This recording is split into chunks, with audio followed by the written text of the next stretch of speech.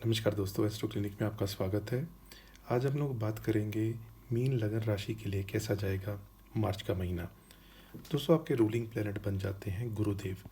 गुरुदेव इस समय third house में घूम रहे हैं और यहाँ पे इनका आना, हालांकि थर्ड हाउस में गुरु इतना अच्छा रिजल्ट नहीं देते क्योंकि ये घर होता है साहस पराक्रम का। तो गुरु का तो काम लोगों को एडवाइस देना है, खुद साहस पराक्रम नहीं करना होता। लेकिन अगर आप शिक्षा जगत से जुड़े हुए हैं, आप टीचर हैं, आपके एजुकेशन इंस्टीट्यूट्स हैं, प्रिंसिपल हैं, तो उनके लिए ये गोचर बहुत अच्छा है। आपकी लंबी या छोटी दूरी की यात्रा होगी, कुछ ना कोई आपकी विशेष इच्छा पूर्ति हो सकती है। अनमैरिड है तो मैरिज का योग बनेगा, ऑलरेडी मैरिड है तो मैरिज में मधुरता आएगी। तो इन सारी चीज़ों के लिए अच्छा है। वहीं अगर आप नौकरी करते हैं, उसके लिए 10th हाउस देखा जाता है, तो नौकरी से भी आपको ट्रैवलिंग वगैरह के योग बनेंगे, यानी शॉर्ट डिस्टेंस या लॉन्ग डिस्टेंस ट्रैवल आप कर सकते हैं नौकरी अगर आप करते हैं। दोस्तों, गुरु के बाद हम आगे बात करेंगे आपके नेक्स्ट इंपॉर्टेंट प्लैनेट की, जो बन जाते हैं चंद्रदेव। वो आपके 5th हाउस के मालिक हैं और चंद्रमा बहुत फास्ट राशि परिवर्तन करते हैं। ये सवा दो दिन में ही अगली राशि में चले जाते हैं और 28 दिनों में पूरी कुंडली का चक्कर लगा लेते हैं। जब भी सामान्य तौर पे ये चौथे घर में हो, 8वें में हो, 12वें में हो, वो दिन अच्छे नहीं माने जाते, वो मैंने यहाँ मेंशन कर दिए हैं। लेकिन दोस्तों, आपको विशेष जो ध्यान रखना है वो आपको रखना है महीने के 25 तारीख ऑनवर्ड्स का। उसका रीज़न ये है कि आप यहाँ पे देख रहे हैं 11 तारीख, यहाँ पे मैं जो डेट्स लिखी है ये, सॉरी, 28-29 नहीं बल्कि 26 और 27 तारीख है। तो दोस्तों, ये जो 25 तारीख के बाद का पीरियड है, यानी चंद्रमा यहाँ होंगे और यहाँ होंगे, इस पीरियड में आपको विशेष केयरफुल रहने की ज़रूरत पड़ेगी। और यहाँ पे जो मैंने डेट बताई है ये 28-29 बनेगी और यहाँ पे 30-31। तो इस डेट पे आपको विशेष ध्यान रखने की ज़रूरत है, यानी मोटा मोटा आप ऐसे लगा लीजिए कि 25 से 31 का जो पीरियड है आपको विशेष ध्यान रखने की ज़रूरत है। उसका कारण क्या है? उसका कारण ये है कि आपके पहले घर में 6 प्लैनेट आके बैठ जाएंगे। ये बहुत रेयरली होता है। इनमें वो भी प्लैनेट होगा जो 5th हाउस का मालिक है, यानी आपको अपनी संतान का भी ध्यान रखना होगा। पढ़ाई जो करते हैं स्टूडेंट, उनको भी ध्यान रखना होगा। इस पीरियड में एग्ज़ाम कोई पढ़ता है तो बहुत संभल के, बहुत कॉन्सेंट्रेशन के साथ ही दें। दोस्तों, चंद्रमा के बारे में मैंने आपको बता दिया कि ये दिन थोड़ा केयरफुल रहने हैं आपको। 7-8, 16-17-18, 26-27, 28-29 और 30-31, मोटा मोटा 25 से 31 याद रख लीजिए। इसके बाद आगे बढ़ते हैं, बात करते हैं आपके नेक्स्ट इंपॉर्टेंट प्लैनेट की, जो बन जाते हैं मंगलदेव। मंगलदेव आपके 9th हाउस के मालिक हैं और 2nd हाउस के मालिक हैं, बैठे हैं आपके 4th हाउस में। दोस्तों, त्रिकोण का मालिक लगन में हो या लगन का मालिक त्रिकोण में हो, वो एक तरीके का राजयोग होता है। भाग्य से ज़मीन खरीदना, भाग्य से सुख सुविधा के साधन बढ़ना, इसके सारे योग बनते हैं। मंगल जो है 4th हाउस में हो तो ये एक तरीके का मांगलिक दोष भी बनाते हैं, यानी मंगल क्योंकि एनर्जी है, ऊर्जा, तो घर का वातावरण आपको अच्छा रखना है, ये आपको सलाह दी जाती है। फैमिली से धन भी प्राप्त हो सकता है और फैमिली के साथ मिलके भी आप कोई प्रॉपर्टी खरीद सकते हैं, ऐसे योग भी बनते हैं। दोस्तों, सूर्यदेव की बात करें, सूर्यदेव आपके 12th हाउस में चल रहे हैं और हैं ये 6th हाउस के मालिक, तो विपरीत राजयोग में है, अच्छी स्थिति में है।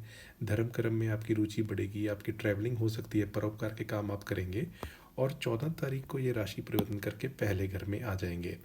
तो यहाँ इनका आना, सामान्य तौर पे सूर्य पहले घर में हो कोई कालपुरुष कुंडली में, तो यहाँ ये उच्च के होते हैं।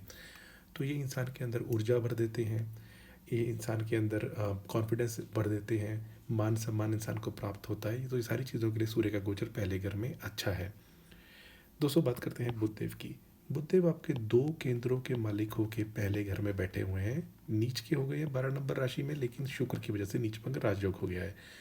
बुध यहाँ पे बहुत अच्छी स्थिति में है। बुध आपके क्योंकि सुख सुविधा के साधन, बिजनेस के, स्पाउस के घर के मालिक हैं, तो आपके सारी चीज़ें बेटर होती हुई दिखाई देंगी। 1st हाउस में बुध डायरेक्ट राजयोग कारक होते हैं, किसी की भी कुंडली में हो। ऐसा इंसान बुद्धिमान होता है, मैथमेटिक्स में अच्छा करता है, मैनेजमेंट में अच्छा करता है, तो ये सारी चीज़ों के लिए अच्छा होता है। अगर मान लीजिए स्पाउस के साथ किसी भी रीज़न से आपके मनमुटाव हो गए थे, तो आप हो सकता है उनको मिलने जाएं, आप हो सकता है उनको मनाने जाएं, ऐसे योग बनते हैं। क्योंकि ये आपके 4th हाउस के भी मालिक हैं, तो मदर से भी आपकी मधुरता बढ़ेगी। दोस्तों, शुक्रदेव की बात करें, शुक्रदेव आपके 8वें घर के और तीसरे घर के मालिक हैं और पहले घर में बैठे हैं और उच्च के हैं। दोस्तों शुक्र देव यहाँ पे बहुत अच्छी स्थिति में बैठे हैं। इनका गुरु के साथ राशि परिवर्तन योग भी है, क्योंकि गुरु बैठे हैं शुक्र के घर और शुक्र बैठे हैं गुरु के घर। भले ही ये आपके 8वें घर के मालिक हैं, यानी थोड़ा बहुत हेल्थ पे ध्यान रखिए, स्पेशली अगर आप डायबिटिक हैं या ऐसी सब बीमारियां हैं शुगर संबंधित। लेकिन फिर भी शुक्र आपको मान सम्मान अच्छा दिलाएंगे, मैरिज के योग बनाएंगे, तो ये सारी स्थितियों के लिए शुक्र अच्छे माने जाएंगे।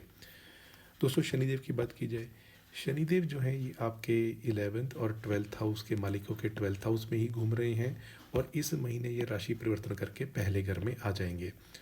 दोस्तों शनिदेव जो हैं ये सामान्य तौर पे 30 साल में सभी 12 घरों का चक्कर लगाते हैं, यानी 2.5 साल एक ही घर में रहते हैं, और ये 2.5 साल में 30 महीने आ जाते हैं, और एक घर में 30 डिग्रीज होती हैं, यानी शनिदेव तकरीबन 1 डिग्री ही हर महीने आगे बढ़ते हैं। इनके विपरीत विपरीत जैसे चंद्रदेव तो 2.25 दिन में ही राशि परिवर्तन कर जाते हैं, तो ये 1 डिग्री ही आगे बढ़ते हैं पूरे महीने में।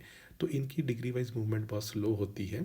अब महीने के एंड पे आएंगे यहाँ पे, तो अब आपके ऊपर अगर आपकी मीन राशि है, तो आपके ऊपर शनि की साढ़े सती का सेकंड फेज स्टार्ट हो जाएगा। तो ये जो आपका पीरियड चला पिछले 2.5 साल, इससे ये वाला थोड़ा सा ज़्यादा कष्टकारक होगा, उसके बाद वाला और ज़्यादा होगा। क्यों? क्योंकि पिछले 2.5 साल में तो ये अपनी राशि में थे, अब ये गुरु की राशि में जा रहे हैं, जहाँ पे ये एवरेज टू वर्ष वाला सिचुएशन बनाएंगे, और फिर मंगल की राशि में जाएंगे, तो मंगल की राशि में तो जाके ज़्यादा गड़बड़ करेंगे।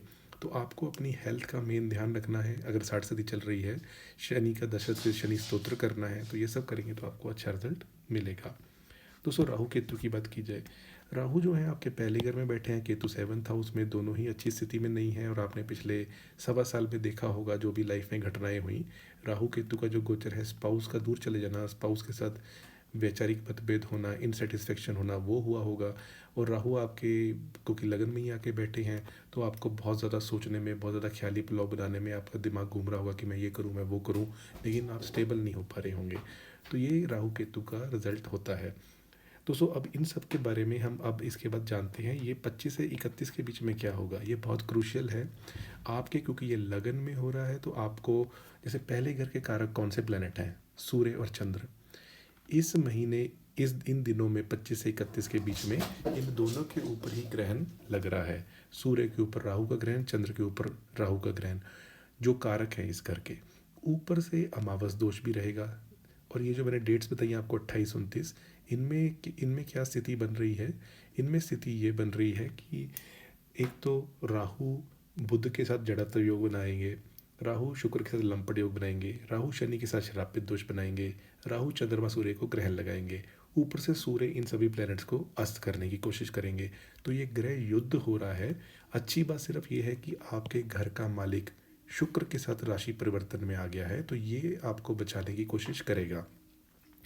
दोस्तों ये समझ लीजिए पहले घर से क्या देखते हैं, तो आपको फिर उन चीज़ों का ध्यान रखना है, स्पेशली इस पीरियड में। पहले घर से हम देखते हैं शरीर, हमारा कैरेक्टर यानी चरित्र, हमारा आत्मविश्वास, कॉन्फिडेंस। हम सर के बारे में देखते हैं, हमारी दादी का भी विचार यहीं से होता है। कोई इंसान कितना सौभाग्यवाली है कि उसका भी यहाँ से होता है विचार। मानसिकता, दिमाग, या अर्ली पढ़ाई, जैसे बच्चा पैदा हुआ शुरू के 2-3 साल, आपकी जो भी स्थिति है आपके परिवार की, आपका अगर मीन लगन राशि है, तो इन सारी चीज़ों का ध्यान रखना है, क्योंकि इसमें कुछ गड़बड़ होने के सीन बनते हैं। क्योंकि 6 ग्रह हैं, तो किसी ना किसी की तो महादशा अंतर्दशा प्रत्यांतदशा होगी ही 67% मीन लगन राशि वालों के लिए। तो इस चीज़ का आपको ध्यान रखना है। ओवरऑल हेल्थ मैं आपको कहूँगा लास्ट का जो, वैसे तो पूरा ही महीना थोड़ा ध्यान रखिएगा, लेकिन लास्ट के 5 दिन तो स्पेशल ध्यान रखना है। दोस्तों इसके अलावा अगर हम बोलें फैमिली की क्या स्थिति है, तो फैमिली में जो उस फैमिली घर का मालिक 4th हाउस में बैठा है, तो फैमिली के लिए बहुत अच्छा होगा। फैमिली के साथ आप कोई प्रॉपर्टी ले सकते हैं, कोई उनके साथ घूमने फिरने का योग बना सकते हैं। जैसे कोई हमने प्रॉपर्टी खरीदी तो उसके बाद बंदा एंजॉय करने के लिए डिनर करने बाहर जाता है, घूमना फिरना। लॉन्ग डिस्टेंस नहीं मैं कह रहा, मैं कह रहा हूँ कि उनके साथ आप हो सकता है शॉर्ट डिस्टेंस पे जाएँ, कोई धार्मिक अनुष्ठान, नया घर खरीदा है उसके लिए करें, और हो सकता है कि जैसे कहीं ट्रैवल के लिए भी जाएँ, लेकिन लॉन्ग डिस्टेंस के भी योग बन सकते हैं अगर आपकी कुंडली में ऐसी स्थिति होगी। एजुकेशन की बात की जाए, एजुकेशन के लिए स्थितियाँ, क्योंकि 5th हाउस के मालिक तो लगातार राशि परिवर्तन करते रहते हैं, तो मैं एवरेज कहूँगा इसीलिए। और महीने के एंड पे आप प्रेफर करिएगा कि जैसे कोई एग्ज़ाम टॉफल, IELTS, SAT का होता है, उसके अलावा जो अमेरिका में ECMG, ECFMG डॉक्टर्स के लिए जो एग्ज़ाम दिए जाते हैं, USMLE, तो उन सब में अगर आपके एग्ज़ाम्स हैं तो आप उनको इस डेट में अवॉइड कीजिएगा। अगर आप जॉब करते हैं तो उसमें स्थितियाँ इस महीने आपकी बेटर होंगी और जो भी होंगी वो आपके लिए अच्छा ही सीन बनेगा। अगर जो लोग प्रेम प्रसंग में और अक्सर डेटिंग के लिए डेट्स की रिक्वेस्ट करते हैं तो उनके लिए जो डेट्स बनेगी वो बनेगी 14-15 और 28-29। इसमें दोस्तों 14-15 प्रेफर कीजिएगा क्योंकि 28-29 को चंद्रमा पहले घर में होंगे। शुक्र चंद्र एक साथ होते हैं तो ये एक्सट्रीम पैशन का सीन बन जाता है क्योंकि चंद्रमा इमोशंस है और शुक्र पैशन है। अभी मैं टाइटैनिक का जो जहाज़ डूबा था उसका वीडियो आपके लिए लेके आऊँगा, उसमें शुक्र और चंद्रमा दोनों एक साथ ही थे, तो आप समझ सकते हैं कि समुद्र में जलजला आना या कोई ऐसा हो जाना घटना या इमोशंस का आउटबर्स्ट होना वो हो सकता है। तो इससे 14-15 बेटर है। अगर हम मैरिज की बात करें तो मैरिज के लिए यस, शुक्र की दृष्टि है 7th हाउस पे, गुरु की भी दृष्टि है, बुध पहले घर में बैठ के इस घर को खुद देख रहा है तो मैरिज का योग बन सकता है। कुंडली मैच करा के इस डायरेक्शन में आगे बढ़ें। स्पाउस की बात की जाए तो स्पाउस के लिए भी चीज़ें अच्छी होती हुई दिखाई दे रही हैं, स्पेशली जो first half of the month है वो अच्छा है, उसके बाद वाला जो पीरियड है वो भी ठीक है, लेकिन फर्स्ट हाफ आप कह सकते हैं कि ज़्यादा अच्छा है क्योंकि फिर जो बुध है वो वक्री हो जाएंगे। अगर हम फाइनेंसिस की बात करें तो फाइनेंसिस के मामले में महीना अच्छा है, इसमें मुझे कुछ ना कुछ अच्छा ही होता दिखाई दे रहा है। भाग्य से आपके कुछ फाइनेंसिस बढ़िया होते हुए दिखाई देंगे आपकी मेहनत के बल पे भी। ओवरऑल गेंस के लिए मैं आपको कहूँगा थोड़ा सा आप वेट कर लीजिए, महीने के एंड के बाद थोड़ी स्थितियाँ बेटर होंगी क्योंकि आपके 11th हाउस का मालिक पहले घर में आके बैठ जाएगा तो आपकी मेहनत से इच्छा पूर्ति का योग बनेगा। दोस्तों उपाय के तौर पे आप विष्णु सहस्त्र नाम कीजिए, ये राहु की नेगेटिविटी को कम करेगा और आपके लगन को बल देगा। आप ओम नमः शिवाय करिए या आप ओम सोम सोमाय नमः किसी भी मंडे को स्पेशली शुक्ल पक्ष में स्टार्ट करके कम से कम 3 महीने करिए डेली 108 बार। चंद्रमा की कोई भी स्थिति हो वो चंद्रमा को हमेशा के लिए सिद्ध कर देगा। और मंगल देव के लिए हनुमान चालीसा कीजिए। दोस्तों ये रहा मीन लग्न राशि के लिए कैसा जाएगा मार्च का महीना। अगर आपको वीडियो अच्छा लगा तो इसको लाइक कर दीजिए। मेरे चैनल पे कई सारी प्लेलिस्ट उपलब्ध हैं एस्ट्रोलॉजी सीखने की, फेमस पर्सनालिटीज़ की, और इसके अलावा जो इंसिडेंट्स होते हैं ग्लोबल इंसिडेंट्स जैसे 9/11 अटैक हुआ था, तो एस्ट्रोलॉजी से हम कोरिलेट करके उन चीज़ों को देखते हैं। इन सब जानकारी को लेने के लिए आप चैनल को सब्सक्राइब कर लीजिए। आज के लिए इतना ही, आपका बहुत बहुत आभार।